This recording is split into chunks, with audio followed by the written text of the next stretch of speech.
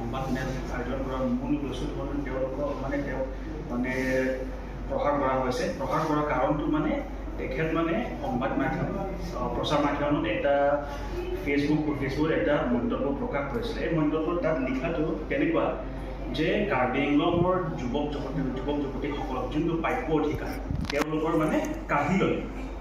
খালি এইটোৱে নহয়, সেই ফলত তেওঁলোকৰ মানে চাকৰিয়ে হওক, নিযুক্তি ক্ষেত্ৰই হওক, কণ্ট্ৰেক্ট হওক, তেওঁলোকে মানে বঞ্চিত হ'ল।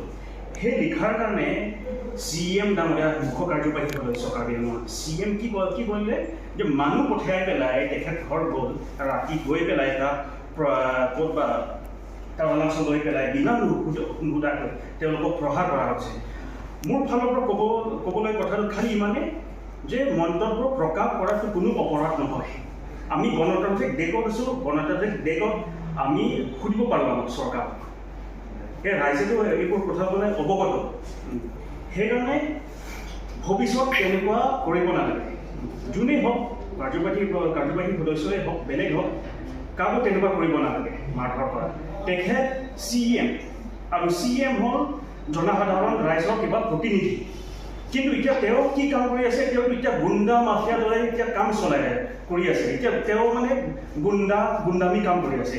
সেই কথা লৈ পেলাই আমি নিন্দা কৰিছোঁ আৰু কাৰ্বি আংলং ৰাইজক অনুৰোধ কৰিছোঁ যে আপোনালোকে আহক, আপোনালোকে কণ্ডেম কৰক। যদি আপোনালোকে কণ্ডেম নকৰে, আজি তেখেত ভুক্তভোগী, কালি কোনে আহিব, কালি ময়ো হ'ব পাৰোঁ, কালি বেলেগো হ'ব পাৰে। সেইকাৰণে এইবোৰ মানে যোনটো আপোনাৰ কালচাৰ, মাৰধৰ কালচাৰ ইয়াত কাৰ্বি আংলং চলি আছে, এইবোৰ মানে অতি শীঘ্ৰে বন্ধ হ'ব লাগে। ওৱান মেন আৰ্মি চলি আছে, ওৱান মেন ওৱান গভৰ্ণমেণ্ট। ইয়াত কাৰো ৰাজ নচলে, তুলিৰাম মহান ডাঙৰীয়াৰ ৰাজ চলি আছে ইয়াত। আৰু যোনে তাক মানে অপ'জ কৰে, তেওঁলোকক কি কৰে? মাৰধৰ কৰে। কাৰোবাক পইচা দি পেলাই কিবা নিজৰ ছাইড লৈ যায়, কাৰোবাক মানে মাৰধৰ কৰি পেলাই মানে কিবা কনফেছ কৰে। তেনেকুৱা পৰিস্থিতি ইয়াত চলি আছে বৰ্তমান।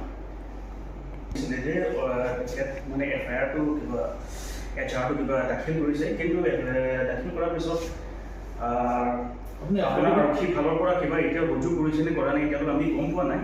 কালি মানে সুধিব লাগিব যে সঁচাকৈ তেওঁলোকে ৰুজু কৰিছে নে কৰা নাই। আৰু অতি শীঘ্ৰে যোন ইয়াত জড়িত আছে তেওঁলোকক আটক কৰিব লাগিব। যদি তেওঁলোকক আটক নকৰে, ভৱিষ্যতেও তেনেকুৱা আগন্তুক দিনত বহুত তেনেকুৱা আতংকিত পৰিস্থিতি তেনেকুৱা হ'ব পাৰে, মানে এটা সম্ভাৱনা আছে তেনেকুৱা।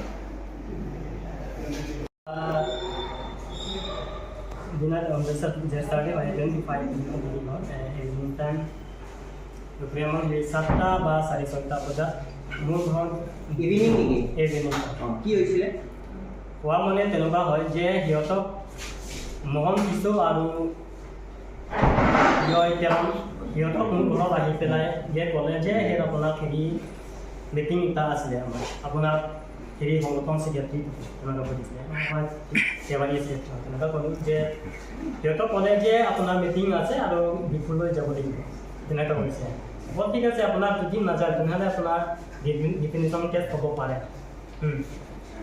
তেনেহ'লে মিটিঙৰ কথা যদি কওঁ তেনেহ'লে আমি যাম। তাৰপাছত আহিলোঁ, প্ৰেচিডেণ্ট ঘৰহে লৈ যাম বুলি মোক কৈছিলে সি তাৰ ঘৰটো। তাৰপাছত সিহঁতক লৈ গ'ল মোক তাৰানাচত লৈ পেলাই সিহঁতক হয় সেই তাত মোক একো নুসুধাকৈ সিহঁতক মাৰিছিল। কোনে মাৰিছে? হয় মোহন কিশো আৰু বিজয় তেৰণ আৰু লগতো আছিলে সিহঁতক চংপি বুলি, আৰু বাকী নাম মোৰ নাজানো, সিহঁতক মই চিনি নাপায়। আৰু এজনটো মাছ পিন্ধা আছিলে সেইটো টিচং হয়। আৰু সিহঁতৰ মোৰ তাত চৰ্চা কৰিছে বহুত হয়। আৰু সিহঁতক নিয়ৰ কাৰ্বি লগত মাৰ্কেট কৰাটো সেইটো ভাল, মোৰো বহুত যোগ কৰিছিলোঁ মনত। আৰু হয় তেখেত ক'লে যে তেনেকুৱা হয়, মোৰ একো ভুল নহয়। এটা CM-ত অপ'জ কৰিছিলে। অপ'জ কৰাটো তেনেকুৱা হয়, কাৰ্বি যুৱকত পাইপ অধিকাৰ কালীন কৰিলে হয় কি বুলি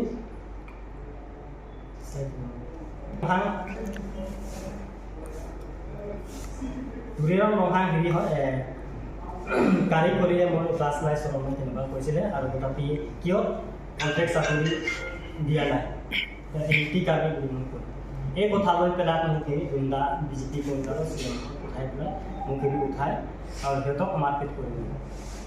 আপোনাক ক'ৰ পৰা আৰু- উঠাই আনিছিলে হুম? ক'ৰ পৰা উঠাই আনিছিলে মোক হেৰি ঘৰৰ পৰা লৈ আনিছিলে ঘৰৰ পৰা সিহঁতক উঠাই নিয়ে আপুনি কিবা অৰ্গেনাইজেশ্যনৰ মানুহ নেকি অৰ্গেনাইজেশ্যনৰ KYA ছেক্ৰেটাৰী কোনটো অৰ্গেনাইজেশ্যন KYA কাৰ্বিউট association central committee general secretary কি নাম আপোনাৰ অবিনাশ খামছা আৰু কি বুলি কৈছে আপুনি কোৱাটো সিহঁতক ক'লে যে হেৰি হয় এই পোষ্টবিলাক হেৰি কিয় কৰিছে এই পোষ্টৰ পৰা হেৰি সিহঁতক সোমাইছে মাৰি পেলাই সিহঁতক ক'লে যে মোক হেৰি হয় যে তেনেকুৱা আপোনাৰ ভৱিষ্যত এনেকুৱা কৰিব